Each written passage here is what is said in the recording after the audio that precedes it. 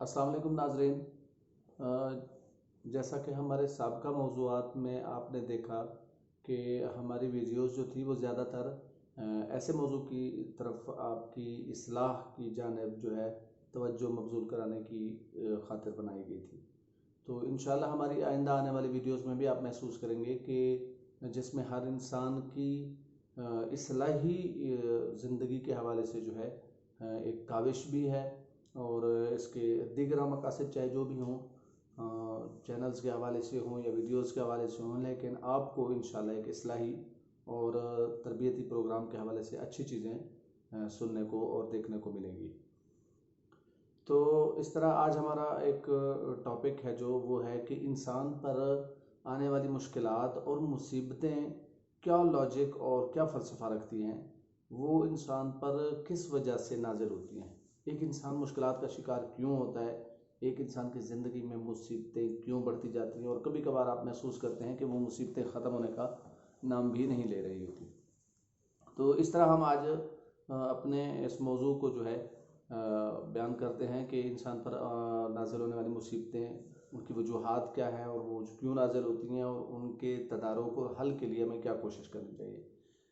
زندگی میں مشکلات بہت ساری ہو سکتی ہیں، وہ بیماریوں کی صورت میں ہو سکتی ہیں، مالی مشکلات ہو سکتی ہیں، فیملی کے جو ہے وہ ایشوز ہو سکتے ہیں، زندگی میں اینی ون کوئی بھی ہو سکتا ہے مسئلہ جس سے آپ کی زندگی جو ہے وہ تذبذب کا شکار ہو، مسائل کا شکار ہو، اور آپ میں بے چینی پائی جاتی ہو۔ تو اس کے حوالے سے دو پوائنٹس ہیں جو میں آپ سے ڈسکس کرنا چاہتا ہوں۔ پہلا نقطہ یہ ہے کہ ہر انسان پر جو اسلام کے نقطہ نظر سے ہے، وہ مشکلات جو ہے ان کی کوتاہیوں، سستی، کاہلی اور گناہوں کی وجہ سے اس پر مشکلات اور پریشانیاں اس کی بڑھتی جاتی ہیں۔ یہ ایک اسلامی فلسفہ ہے۔ خیر عقلی فلسفہ بھی اس لحاظ سے ایک کامل ہے کہ جب آپ منکرات کا شکار ہو جاتے ہیں، میں ایک مثال دے رہا ہوں کہ جیسے ایک انسان شراب نوشی کرتا ہے تو بالیقین اس کی جو صحت پہ وہ برے اثرات مرتب کرتا ہے، یعنی تمام منکرات اس سے ہٹ کے بھی آپ دوسری برائیوں کو لے لیں تو جس طرح جب انسان منکرات کا شکار ہوتا جاتا ہے تب وہ جسمانی لحاظ سے، وہ عقلی لحاظ سے، وہ دیگر وجوہات کے حوالے سے جو ہے وہ مصیبتوں اور مشکلات کا شکار ہو جاتا ہے۔ لیکن ایک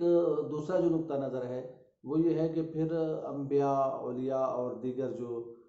عظیم ترین ہستیاں گزری ہیں، خدا کے بزرگ ترین لوگ ہیں، ان پر جو مشکلات کا سلسلہ ہے اور ان پر جو مصیبتیں آئی ہیں، ان کی جو زندگی میں مشکلات آئی ہیں، بیماریاں آئی ہیں، تو وہ کیا فلسفہ رکھتی ہیں۔ خدا نخواستہ نعوذ باللہ من ذالک کہ وہ ایسا تو نہیں ہے کہ وہ ان کے گناہوں کی وجہ سے ایسا ہو، ہرگز ایسا نہیں ہے، بلکہ اللہ تعالیٰ نے جو دوسرا اس کا فلسفہ ہے وہ یہی ہے کہ اللہ تعالیٰ نے اپنے مقرب ترین جو شخصیات ہیں ان کے امتحان کو لینا ہی مقصود ہے۔ تو خدا کی ذات نے مختلف مشکلات کے ذریعے سے اپنے انبیاء اور صالحین اور بزرگان جو تھے ان کا جو ہے امتحان لینا مقصود تھا، اور اس طرح وہ اپنے مصمم ارادوں اور مسلسل جد و جہد اور کوشش سے جو ہے وہ اپنی منزل میں کامیاب اور کامران ٹھہرتے ہیں، اسی طرح ان کی آزمائش مکمل ہو جاتی ہے۔ تو اب ایک لوگوں کا ایک نظریہ ہوتا ہے کہ ہر چیز جو ہے وہ خدا کی ذات کی طرف سے ہوتی ہے۔ ایسا مختلف چیزوں میں تو آپ محسوس کر سکتے ہیں، لیکن آپ لازم طور پر یہ نہیں کہہ سکتے کہ ہر چیز خدا کی طرف سے ہوتی ہے۔ جیسے آپ بے احتیاطی کی وجہ سے ٹریفک حادثے کا شکار ہو سکتے ہیں تو آپ کہیں کہ یہ میرے نصیب میں لکھی ہوئی تھی، ایسا ہرگز نہیں ہے، بلکہ آپ اپنی دانش مندی، عقل مندی اور دیگر چیزوں کے ذریعے سے بھی اس دنیا میں نازل ہونے والی مشکلات اور مصیبتوں اور شدائد سے جو ہے چھٹکارا پا سکتے ہیں۔ اور انسان کو جب یہ مشکلات آتی ہیں تو خدا کی ذات ایک لحاظ سے اپنے بندے کو تقرب دینا چاہتی ہے، اسے قرب دینا چاہتی ہے اور اسے اپنے قریب دیکھنا چاہتا ہے۔ تو خدا کی ذات سے جو ہے پھر ان مشکلات اور مصائب کے چھٹکارے کے لیے صرف اور صرف ایک ہی راستہ ہے، اور وہ یہ ہے کہ آپ خدا کی بارگاہ میں ان منکرات کا خاتمہ کریں اور خدا کی بارگاہ میں جو ہے وہ حاضر ہو جائیں۔ والسلام ورحمۃ اللہ وبرکاتہ۔